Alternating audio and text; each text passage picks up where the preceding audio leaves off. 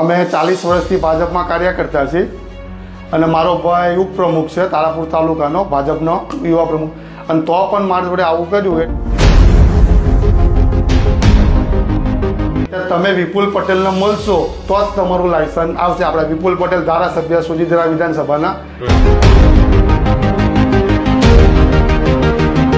અમારી એક અંગત જમીન હતી, એમાં રાજકારણીઓ અમને પર્સનલ રીતે દખલગીરી કરતા હતા.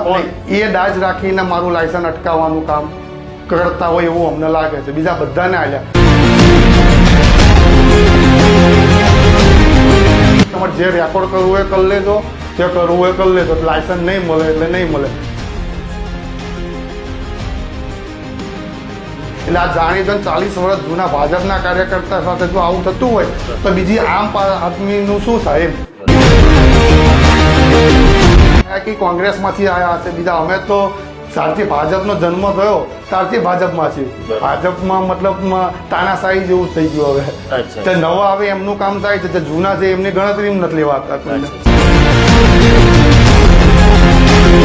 ધમકી આવી શકે મારવાની કે પછી પગ ભાંગી નાખવાની, એવી ધમકી કદાચ આવી શકે. પણ હવે શું કરીએ, આને સિવાય મારી જોડે બીજો ઉદ્ધાર નતો.